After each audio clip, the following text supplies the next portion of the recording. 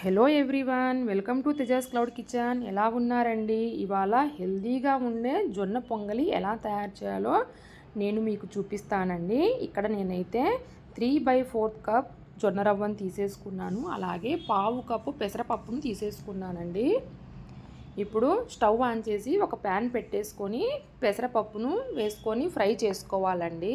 ఈ విధంగా కదుపుతూ సిమ్లో పెట్టేసుకొని పప్పును ఫ్రై చేసుకోవాలి. కలర్ చేంజ్ అయ్యే వరకు. హైలో పెట్టేస్తే పప్పు మాడిపోతుంది కాబట్టి సిమ్లోనే పెట్టేసుకొని కలర్ చేంజ్ అయ్యే వరకు ఫ్రై చేసుకోవాలి. ఈ విధంగా ఇప్పుడు పప్పును ఒక ప్లేట్లోకి తీసేసుకోవాలి. ఇంకా ఇదే ప్యాన్లో జొన్న రవ్వను కూడా మనం వేసేసి ఫ్రై చేసుకోవాలండి. ఈ విధంగా ఇప్పుడు కుక్కర్లోకి ఈ జొన్న రవ్వను వేసుకోవాలండి.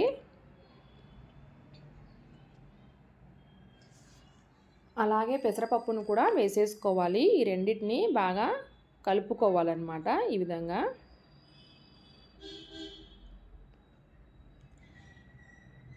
ఇప్పుడు ఇందులోకి వాటర్ని వేసేసి శుభ్రంగా ఈ విధంగా కలుపుకొని మనం వాష్ చేసేసుకోవాలండి.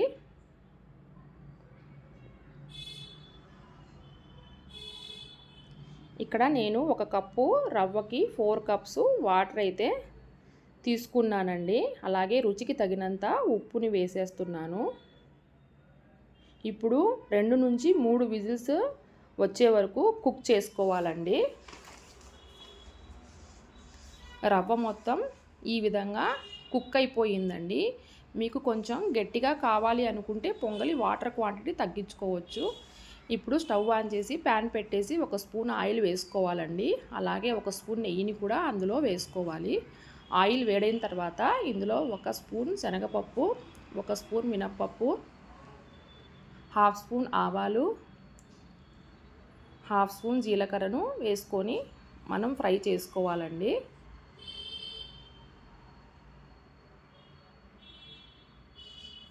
ఇందులోనే మనం ఎండుమిర్చిని కూడా యాడ్ చేసుకోవాలండి. అలాగే సన్నగా తరిగిన అల్లం ముక్కల్ని కూడా వేసుకోవాలి. పచ్చిమిర్చిని కూడా ఇందులోనే వేసుకోవాలి. కరివేపాకును కూడా ఇందులో వేసేసుకొని ఫ్రై చేసుకోవాలండి. ఇవన్నీ కలర్ మారే వరకు.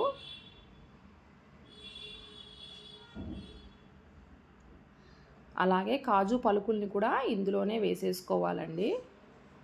ఈ పోపు అంతా కలర్ చేంజ్ అవ్వాలండి. సిమ్లో పెట్టేసుకొని ఫ్రై చేసుకోవాలి.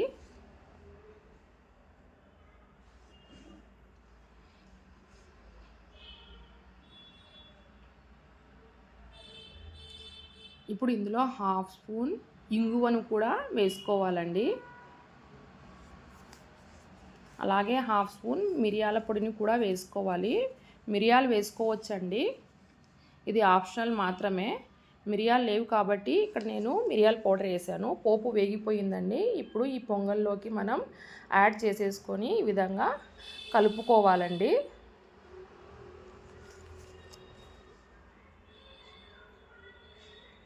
పైనుంచి కొత్తిమీరని యాడ్ చేసేసుకొని సర్వ్ చేసేసుకుంటే వేడి వేడి జొన్న పొంగలి రెడీ అండి.